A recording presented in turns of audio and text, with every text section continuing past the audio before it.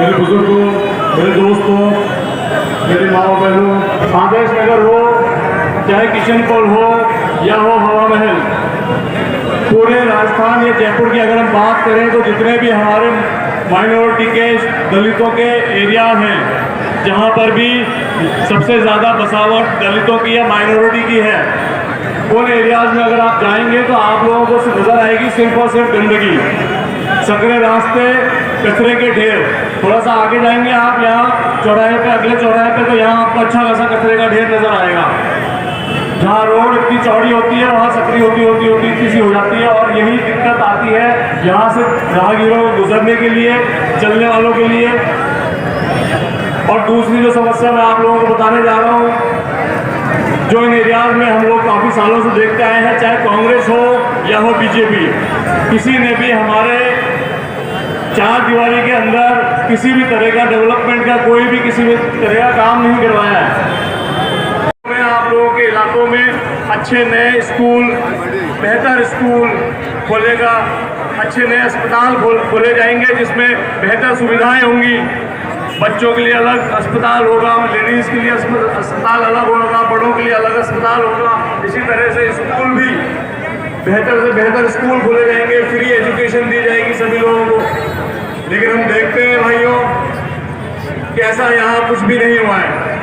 सिर्फ हमें मिला है तो सिर्फ मिला है धोखा, क्योंकि कांग्रेस और बीजेपी के जो चुनावी घोषणा पत्र जो आते हैं हर साल, हर 5 साल में जो घोषणा पत्र हमें देते हैं, वो वही घोषणा पत्र है जो पिछले 75 सालों से चला आ रहा है।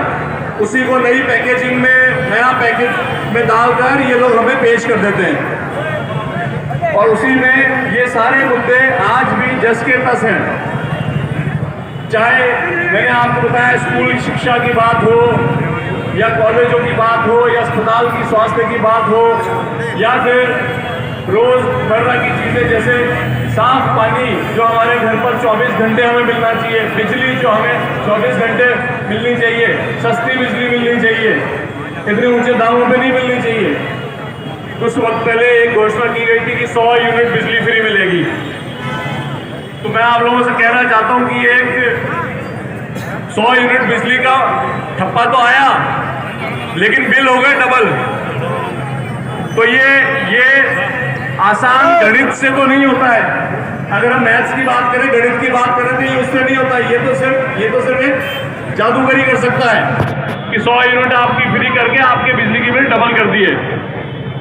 तो मैं आपसे कहना चाहूंगा कि यहाँ आप लोगों को बेवकूफ़ बनाया जा रहा है, और आप लोगों के लिए सिर्फ और सिर्फ इतना बात रह गई है कि आप लोग सिर्फ वोट दीजिए और घर चले जाइए।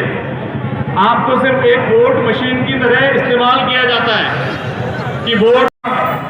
असगर साहब वाला केस हुआ, जो जयपुर मुंबई ट्रेन हादसा हुआ, किसी भी एमएलए की, किसी भी नेता की कोई आवाज़ नहीं उठाई, किसी ने नहीं उठाई, सिवाय मजलिस की उनके लिए कोई आवाज़ नहीं उठी, ना ही उन्हें कोई किसी तरह का कंपनसेशन दिया गया।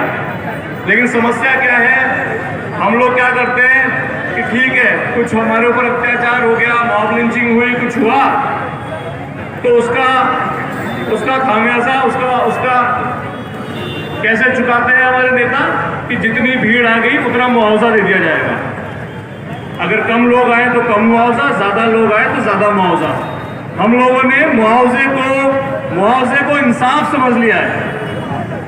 कुछ वक्त पहले हमारे भाई इकबाल की मॉब लिंचिंग हुई, उस वक्त भी मैंने यही बोला था कि मुआवजा इंसाफ नहीं हो सकता। हमारे भाई की अगर जान जाती है तो उसे मुआवजा देके इंसाफ नहीं मिल सकता। इंसाफ तब होगा जब गुनहगारों को पकड़कर कड़ी से कड़ी सजा दी जाएगी, और इस तरह के कानून बनाए जाएंगे कि कोई भी इस तरह की घटना करने से पहले, इस तरह का काम करने से पहले 1000 बार सोचे। मैं आप लोगों से इल्तिजा करता हूं कि ऑल इंडिया मजलिस इत्तेहादुल मुस्लिमीन के साथ जुड़िए, मजलिस का साथ दीजिए। 25 तारीख को पतंग के निशान पर बटन दबाकर हमारे प्रत्याशियों को भारी बहुमत से जीत दिलाएं।